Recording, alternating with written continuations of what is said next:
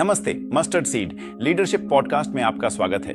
Leadership podcast हम एक बिल्कुल नई सीरीज शुरू कर रहे हैं और मैंने इस सीरीज का नाम रखा है राज्य नेतृत्व के 5 स्तर। और मूल रूप से मैं चाहता हूं कि हम कुछ हफ्ते इस पर अध्ययन करें। शायद यह सबसे बेहतरीन और सबसे अद्भुत अंशों में से एक है जो यीशु ने नेतृत्व के बारे में सिखाया। और मेरा लक्ष्य है कि मैं ये 5 स्तर प्रस्तुत करूं जो मुझे लगता है कि यीशु द्वारा सिखाए गए राज्य नेतृत्व के स्तर हैं और हम एक स्तर से अगले स्तर तक कैसे आगे बढ़ सकते हैं। लेकिन इससे पहले कि हम वहां पहुंचें, यीशु का वास्तव में एक अद्भुत सामना हुआ था, पहले 2 शिष्यों के साथ और फिर सभी शिष्यों के साथ। और लगभग इससे पहले कि वह राज्य नेतृत्व के 5 स्तरों पर पहुंचे जिनका वह वर्णन करते हैं, उन्होंने पहले नेतृत्व की 4 बड़ी परीक्षाओं को उजागर किया। तो 5 नेतृत्व स्तरों पर पहुंचने से पहले मैं वास्तव में चाहता हूं कि हम इन 4 नेतृत्व परीक्षाओं के बारे में कुछ सत्रों में चर्चा करें। हमें इन परीक्षाओं को पास करना होगा अगर हम वास्तव में नेतृत्व के उच्च स्तरों पर जाना चाहते हैं। तो मैं पूरी आयत नहीं पढ़ने जा रहा हूं, ये मत्ती 20 में है। ये एक प्रसिद्ध आयत है, लेकिन आज मैं जिन 4 पदों से शुरू करना चाहता हूं वे पद 20 में हैं, जहां लिखा है कि जब्दी की मां अपने बेटों के साथ यीशु के पास आई और घुटनों के बल गिरकर उससे एक वरदान मांगा। तुम क्या चाहती हो? यीशु ने पूछा और उसने कहा, कृपया मेरे इन 2 बेटों में से एक को अपने राज्य में आपके दाहिने और दूसरे को आपके बाएं बैठने दें। तुम नहीं जानती कि तुम क्या मांग रही हो। यीशु ने उनसे कहा, क्या तुम वह प्याला पी सकते हो जो मैं पीने जा रहा हूं? उन्होंने उत्तर दिया, हम पी सकते हैं। यीशु ने उनसे कहा, तुम सचमुच मेरा प्याला पियोगे, लेकिन मेरे दाहिने या बाएं बैठने का अधिकार देना मेरे बस में नहीं है। ये स्थान उन लोगों के लिए है जिनके लिए मेरे पिता ने उन्हें तैयार किया है। जब बाकी 10 ने यह सुना तो वे उन दोनों भाइयों से नाराज हो गए। तो चलिए सीधे इसमें उतरते हैं। जिस परीक्षा के बारे में मैं आज बात करना चाहता हूं, हम सभी के लिए नेतृत्व की पहली परीक्षा। अगर हम राज्य के नेतृत्व में बढ़ना चाहते हैं तो मैं इसे महिमा की परीक्षा कहता हूं। अब यहां क्या कहा गया है? मेरे इन 2 बेटों में से एक को आपके राज्य में, एक को आपके दाहिने और दूसरे को आपके बाएं बैठने की अनुमति दें। इस दृश्य की कल्पना करें। यहां मां अपने 2 बेटों के साथ आती है और यीशु के आगे घुटने टेकती है। वह विनम्रता से महिमा मांगती है। इस पर विचार करें। देखिए, यही बात इसे इतना भ्रामक बनाती है। मानव हृदय भ्रामक होता है। वह विनम्रता से घुटनों के बल बैठी है, लेकिन महिमा की मांग कर रही है। मैं नहीं चाहता कि हम कभी इतने भोले हों कि यह सोचें कि हमारे दिल महिमा की लालसा नहीं रखते। और यही विषय है जिस पर मैं अभी थोड़ी देर बात करने वाला हूं। असल में मेरी जिंदगी का एक श्लोक है जिसे मैंने अन्य एपिसोड्स में भी साझा किया है। यह यशायाह 43:7 से है, जहां ईश्वर कहते हैं, हर वह व्यक्ति जो मेरे नाम से पुकारा जाता है उसे मैंने अपनी महिमा के लिए रचा, आकार दिया और बनाया है। तो मेरे पास कुछ विचार हैं जिन्हें मैं आपके साथ साझा करना चाहता हूं। हम इस परीक्षा को कैसे पास करें? नेताओं और संभावित नेताओं के रूप में जो बढ़ना और राज्य में उपयोग होना चाहते हैं, हम महिमा की परीक्षा कैसे पास करें? सबसे पहले हमें यह पहचानना होगा कि वास्तव में परमेश्वर ने हमें महिमा के लिए बनाया है। यह हमारे दिलों में लिखा हुआ है। हमारे दिल इसे जानते हैं। यही बात वहां साफ साफ लिखी है, जिसे मैंने अपनी महिमा के लिए बनाया। हमें महिमा के लिए बनाया गया है। इसीलिए हमें महिमा इतनी पसंद है क्योंकि हम इसके लिए बनाए गए हैं। लेकिन यही वह कारण था जिससे स्वर्ग में पतन हुआ। याद रखिए, वह लूसीफर था। लूसीफर स्वर्ग में आराधना का प्रधान दूत था, पर उसे स्वयं की आराधना की चाह थी। इसी कारण उसका स्वर्ग से पतन हुआ। इसी वजह से पृथ्वी पर पतन हुआ जब उसने आदम और हव्वा को बहकाया, क्या तुम ये फल खाओगे? यह न केवल सुंदर और स्वादिष्ट है बल्कि तुम्हें परमेश्वर जैसा बना देगा।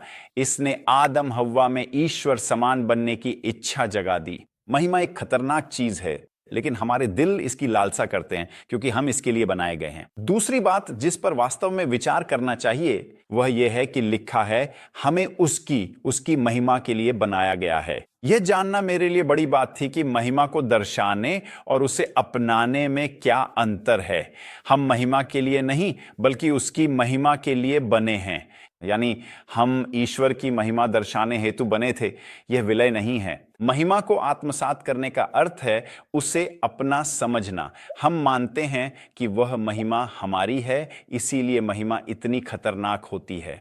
हमारा उद्देश्य धरती पर परमेश्वर की महिमा को दर्शाना है। यीशु की सबसे अद्भुत प्रार्थनाओं में से एक ये है। और अब जब मैं इसके बारे में सोचता हूं तो मेरा मन चकित हो जाता है कि यूहन्ना 17 में पहले पद में यीशु ने आसमान की ओर देख प्रार्थना की, पिता, वह घड़ी आ गई है, अपने पुत्र की महिमा कर ताकि तेरा पुत्र तुझे महिमा दे सके। क्या यह अद्भुत नहीं है? उन्होंने वास्तव में प्रार्थना की, प्रभु मुझ पर महिमा उंडेल ताकि मैं तुझे महिमा दे सकूं, और यही पिता ने किया भी।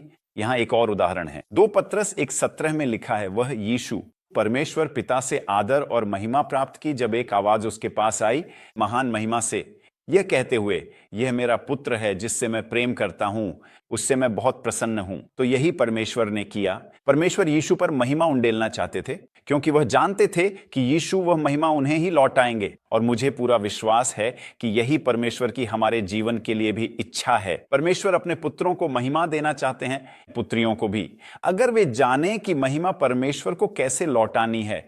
तो तीसरी बात जिस पर विचार करना है वह है महिमा को अपने में समाहित करने के खतरे को पहचानना। वास्तव में मैं आपके लिए और अपने लिए प्रार्थना कर रहा हूं कि हमें लगभग एक पवित्र भय का क्षण मिले जब हम इस खतरे को समझें, परमेश्वर की महिमा चुराने के बजाय उसे प्रतिबिंबित करें। महिमा उसी की है। महिमा खुद में समेटना ईश्वर से चोरी है, इसलिए इसे गुप्त रूप से अपने लिए लेना बहुत खतरनाक है। बजाय इसके कि उसे परमेश्वर को लौटा दें, हमारा हृदय उसे सहन ही नहीं कर सकता। जैसे ही एक मानव हृदय जो महिमा की लालसा भी करता है, यह महिमा लेना हमारी प्रेरणाओं और संबंधों को नष्ट कर देता है। ठीक वैसे ही जैसे स्वर्ग और पृथ्वी के पतन के समय हुआ था। यही होता है जब मानव हृदय उसकी महिमा चुराना चाहते हैं। अंततः सवाल यह है कि हम इससे कैसे निपटें। हमें यूहन्ना बपतिस्मा देने वाले की तरह इससे निपटना चाहिए। यूहन्ना 3:30 में वे कहते हैं, वो यीशु के बारे में बोल रहे थे, उसे बढ़ना चाहिए, मुझे घटना चाहिए। दूसरे शब्दों में, हमारे जीवन का पूरा उद्देश्य महिमा को हमेशा प्रतिबिंबित करना चाहिए। मुझे यह सोचकर अच्छा लगता है कि यह एक स्पॉटलाइट की तरह है। स्पॉटलाइट सबसे पहले यीशु पर डालें, दूसरे स्पॉटलाइट दूसरों पर डालें। अंत में स्पॉटलाइट कभी भी हम पर नहीं होना चाहिए। इसके लिए अटूट विश्वास और दृष्टि चाहिए। यूहन्ना बपतिस्मादाता एक नबी था और वह दिव्य रूप से जानता था, जब हम कम होते हैं और वह बढ़ता है तो परमेश्वर हमारे भीतर और अधिक कर सकता है। मुझे विश्वास है कि परमेश्वर उन पुत्रों को महिमामय करेगा जो महिमा पिता को लौटाना जानते हैं। तो मुझे एक व्यक्तिगत कहानी साझा करने दीजिए। और मुझे याद है कई साल पहले जब हमें पहली बार प्राचीनता में लाया गया था, उससे पहले मेरी पत्नी और मैं एक चर्च प्लांट का हिस्सा थे और हम देख सकते थे कि समय आ गया है कि चर्च को अपनी पहली नई प्राचीनता जोड़ी को नियुक्त करना चाहिए। और मुझे याद है कि मेरे दिल में मैं इसकी आकांक्षा कर रहा था और उस समय के पादरी मेरे पास आए और मुझे सच में लगा कि वह मेरी पत्नी और मुझे पहले प्राचीन के रूप में बुलाने वाले हैं। और वह मुझे एक तरफ बुलाते हैं और वह कहते हैं, इस दूसरे जोड़े को पहले प्राचीन बनाने के बारे में तुम्हारा क्या विचार है? आप जानते हैं, बाहर से मैंने अंगूठा ऊपर कर दिया, मुझे लगता है कि यह बहुत अच्छा होगा, लेकिन उसी पल मेरे अंदर कुछ टूट गया था, मैं अंदर से बिखर गया था। अब पीछे देखने पर महसूस होता है कि मेरा एक हिस्सा तो अच्छा था, पर एक बड़ा हिस्सा अच्छा नहीं था। मेरे दिल का खास भाग था जो उसकी महिमा चाहता था, न कि सिर्फ यीशु के लिए। इसलिए मैं हम सभी नेताओं के लिए आशा और प्रार्थना करता हूं। अगर हम सीढ़ी चढ़ना चाहते हैं राज्य में नेतृत्व के स्तर, यह पहला परीक्षण है, महिमा का परीक्षण, तो मैं आपको कुछ सवालों के साथ छोड़ना चाहता हूं जल्दी से। पहला, क्या आपने व्यक्तिगत महिमा की चाहत वाली इस नेतृत्व परीक्षा का सामना किया है? ईमानदार रहें, इसके बारे में सोचें।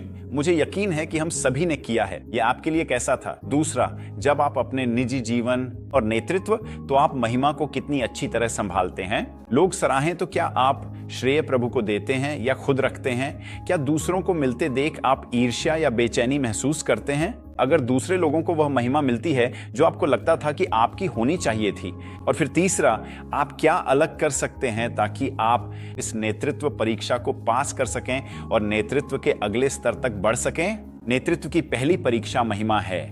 क्या हम परावर्तक बन सकते हैं, अवशोषक नहीं? दुआ है हमारा नेतृत्व बढ़ता रहे।